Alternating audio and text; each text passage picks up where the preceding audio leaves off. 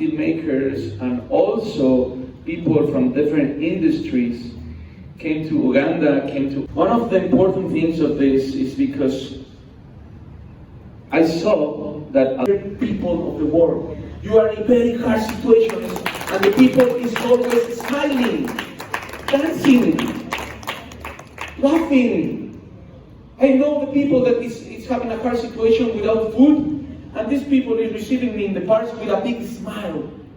You know, I don't want to hear again with the people that we are going to bring at the very last moment, resolving the problem, and this thing that you always say in Uganda, and you think that with that thing, you resolve everything. Oh, sorry, this is Uganda.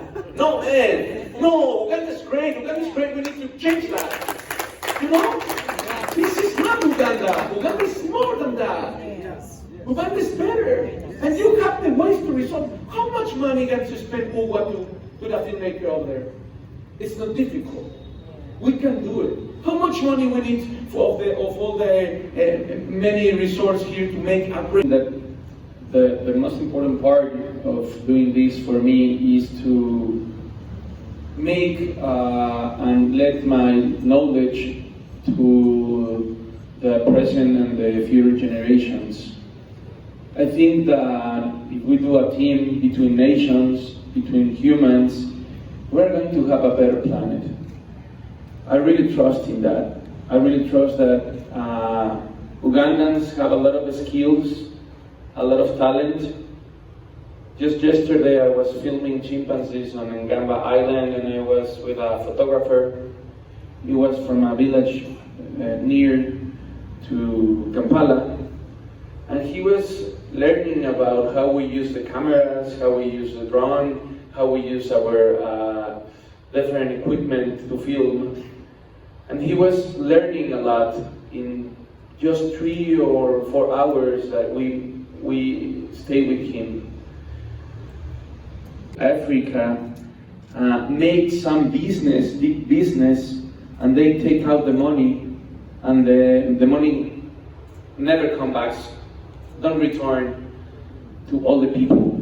So just like the wildlife videos, a lot of filmmakers make videos about Uganda, and then they sell the videos or the movies or the documentaries to these big companies, and the money never come back to Uganda, and the animals are from here.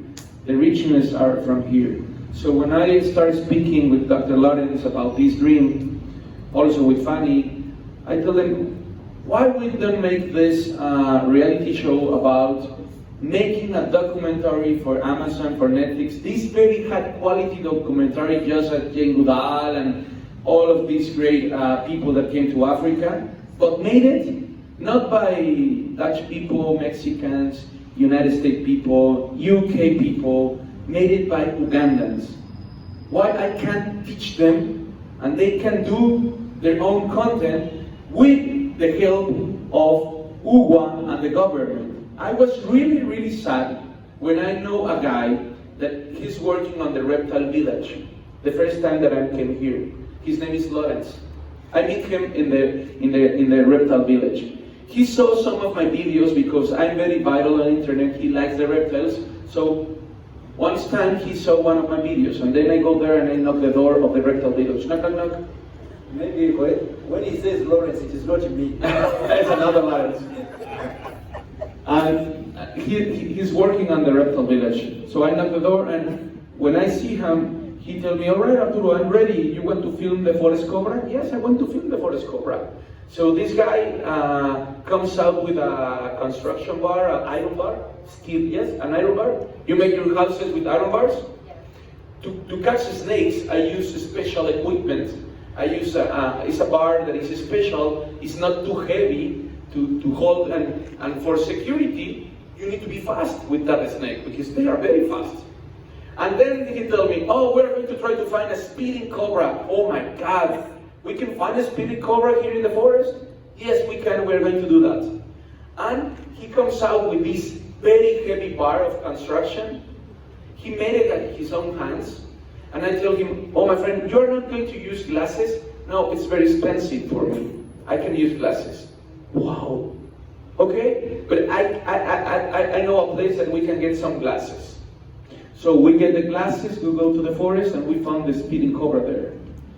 And you want to know what is the thing that for me was amazing?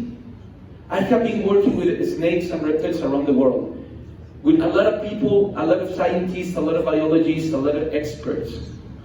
My eyes never have seen someone working with snakes like that guy. Without shoes, with that heavy bar. He moved the bar like this.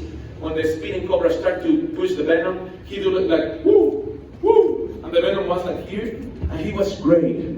And he also knows, and he also made education for a lot of kids on the village. Ask for one reason, as Victoria University.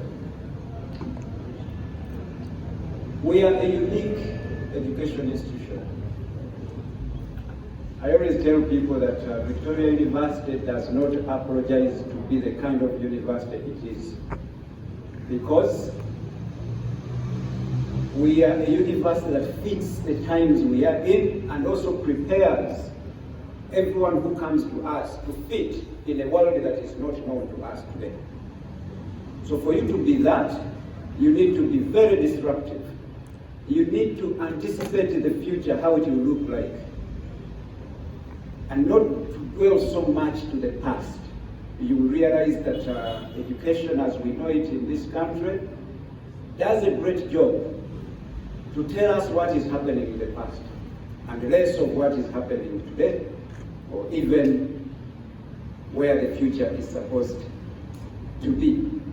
It is the education system that will tell you to locate on the map where Uganda is situated as if it will migrate. And it does best to tell you where Uganda will be in the next 10 years. So we changed that at Victoria University.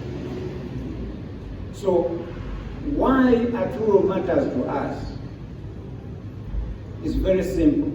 We are trying to take our country, take this country to the hearts of the citizens of this world, wherever you are located. And he can become a vessel for Uganda.